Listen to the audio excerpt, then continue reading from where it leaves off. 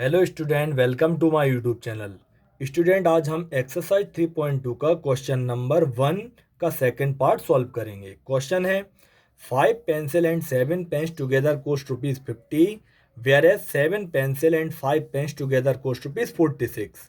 Find the cost of 1 pencil and that of 1 pen.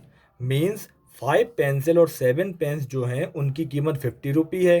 इसी तरह 7 pencil और 5 pen की कॉस्ट क्या है, ₹46 है।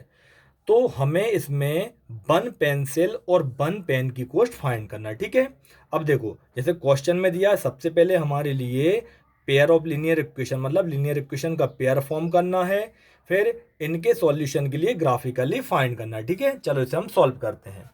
तो सबसे पहले हमने यहाँ पे लिखा लेट कॉस्ट ऑफ 1 पेंसिल। ठीक है, तो सबसे पहले हमने यहाँ पर एक पेंसिल की कीमत मान ली कितनी, ₹X।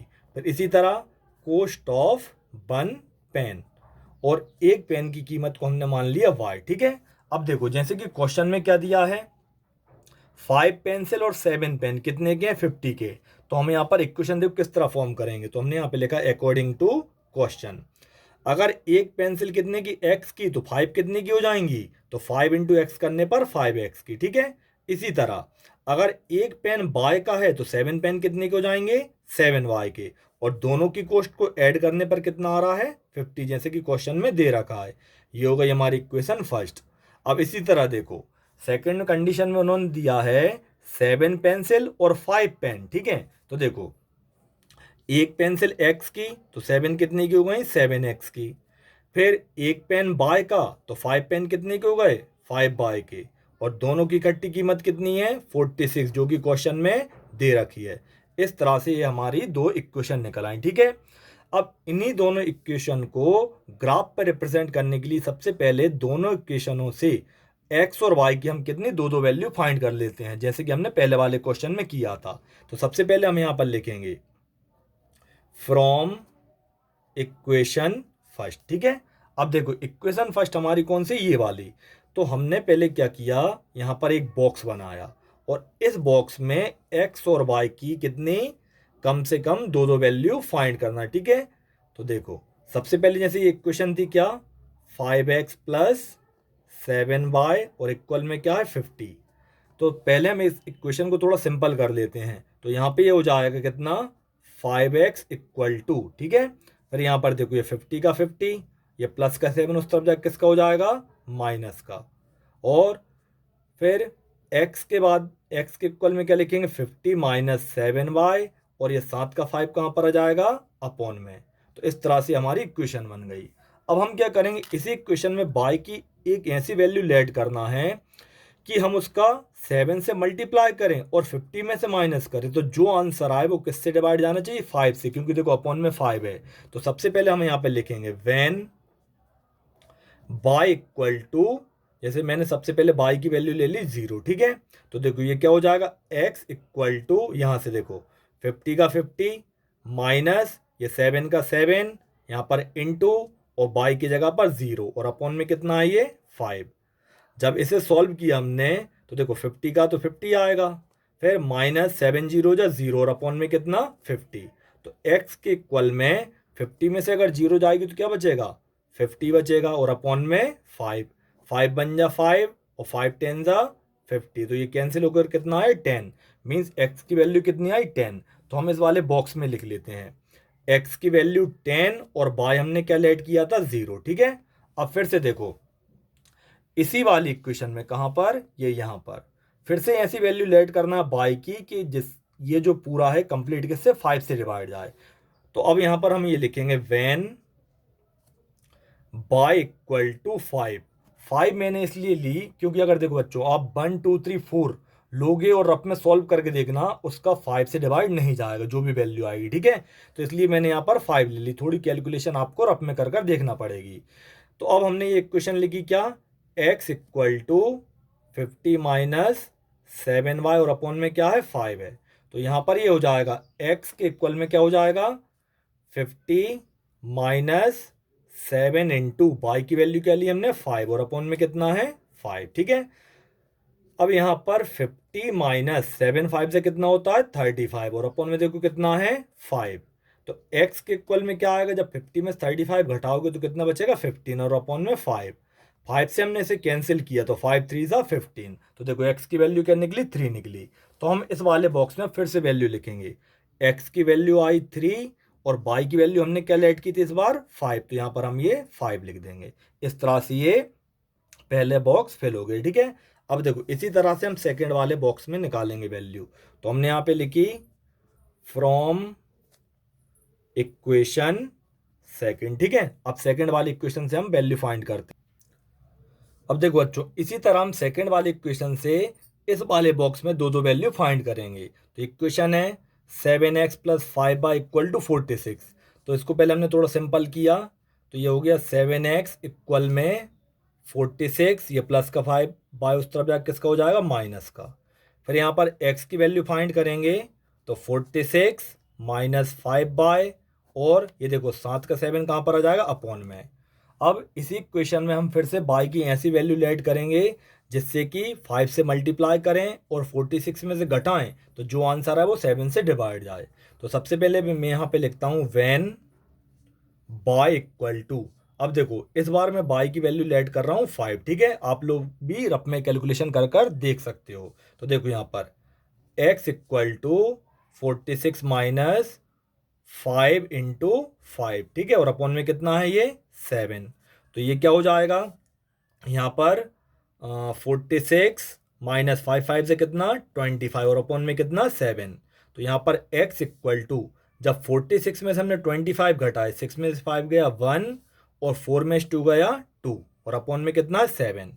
फिर कैंसिल किया 7 1 जा 7, 7 3 जा 21। तो देखो x की वैल्यू कितनी आई 3 निकल आई, ठीक है। तो देखो 5 मैंने इसीलिए लिया था क्योंकि देखो इससे मल्टीप्लाई किया तो कितना है 25 और 46 में से घटाया तो 21 और फिर 7 से कैंसिल किया तो 3 पूरा कट गया। तो ऐसे ही हमको वैल्यू लेना जिससे कि ये पूरा कैंसिल आउट हो जाए, ठीक है। तो अब हम यहाँ पर ये लिखेंगे x की वैल्यू कितनी 3 और y हमने क्या ऐड किया था 5, ठीक है। अब देखो एक और वैल्यू फाइंड करते हैं। तो फिर से हमने यहाँ पे लिखा व्हेन बाय इक्वल टू। अब देखो बच्चों अगर आप 6 7 या कोई सा भी नंबर लोगे तो वो यहाँ से कंप्लीटली 7 से डिवाइड नहीं जाएगा। तो अब हम क्या करते हैं थोड़ी नेगेटिव वैल्यू की तरफ चलते हैं। तो देखो अगर मैं 0 लूंगा तो भी नहीं आएगा, -1 लूंगा तो भी नहीं आएगा। आप लोग कैलकुलेशन अपने करके देख लेना। अब मैं यहाँ पर लेता हूँ क्या -2, ठीक है। तो देखो हमारी इक्वेशन क्या थी x equal to 46 minus 5 by और अपॉन में 7। तो x के इक्वल में क्या आएगा 46 माइनस 5 इंटू बाय हमने कितना लिया -2, ठीक है, और देखो अपॉन में कितना है 7। तो x के इक्वल में क्या आएगा 46, ये माइनस और माइनस जब मल्टीप्लाई में माइनस से माइनस क्या हो जाता है कैंसिल, ठीक है, यानी यहाँ पर क्या बचेगा प्लस, और 5 2 जा 10 और अपॉन में कितना है 7। फिर यहाँ पर क्या होगा x इक्वल टू 46 और 10 को ऐड करेंगे तो कितना हो जाएगा 56 और अपॉन में 7। 7 से हमने से कैंसिल किया 7 1 जा 7, 7 8 जा 56। देखो कंप्लीट डिवाइड हो गया, इसीलिए मैंने यहाँ पर ये -2 लिया था, ठीक है। अब देखो इस वाले बॉक्स में हम ये वैल्यू लिख देंगे। तो x की वैल्यू आई कितनी 8 और y की वैल्यू इस बार हमने क्या ली थी -2। तो देखो ये दो बॉक्स बन गए। अब हम क्या करेंगे इन्हीं बॉक्सों के लिए किस पे ग्राफ पे रिप्रेजेंट करेंगे। चलो अब हम इसे ग्राफ पे रिप्रेजेंट करते हैं, ठीक है। तो बच्चों देखो इस तरह से हमने एक ग्राफ बनाया। अब देखो पहली जो वैल्यू है वो क्या है 10 और 0। तो हम यहाँ पर x एक्सिस पर कहाँ पर गए 10 पर, और y की वैल्यू क्या है 0। तो 0 मीन्स ऊपर तो जा ही नहीं पाएगा, यहीं पर रुक जाएगा ये वाला पॉइंट, ठीक है। तो ये पहला पॉइंट क्या हो गया 10 0। अब देखो इसी तरह फिर दूसरी वैल्यू क्या थी 3 और 5, ठीक है।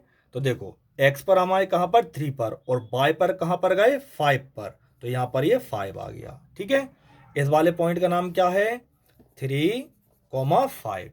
अब हम इन्हीं दोनों पॉइंट के लिए आपस में मिला देते हैं। तो हमने इन दोनों के लिए देखो ये इस तरह से ये मिला दिए, ठीक है। अब ये मिलाए तो ये जो लाइन है वो कौन सी वाली इक्वेशन की है फर्स्ट वाली की। तो हमने क्या किया इस वाली लाइन पे इक्वेशन लिख दी। कौन सी इक्वेशन है ये वाली आपकी 5x plus 7y equal to 50, जो फर्स्ट इक्वेशन थी। ठीक है, अब इसी तरह देखो सेकेंड वाली इक्वेशन की क्या क्या वैल्यू आई थी, 3 और 5 पहली। ठीक है, तो देखो यहाँ से 3a और 5 ऊपर यहीं पर आ रहा, मतलब दोनों का पॉइंट जो है कॉमन निकल रहा है, तो आप लोग यहाँ पर ये लिख दो 3 और 5। ठीक है, अब देखो फिर एक वैल्यू क्या है 8 और -2, तो देखो यहाँ पर हम गए 8 पर। अब सेकंड वैल्यू क्या, -2, -2 मतलब नेगेटिव संख्या, यानी हमको नीचे जाना पड़ेगा। तो हम यहीं से 8 से नीचे आए 1 और 2, देखो ये -2 के सामने यहीं पर आ रहे हैं, तो ये हो गया आपका सेकंड पॉइंट। यहाँ पर आपने ये लिख दिया 8, -2। अब फिर से इन्हीं दोनों पॉइंट को मिलाएंगे, तो देखो पॉइंट कौन सा, यही वाला है आपका।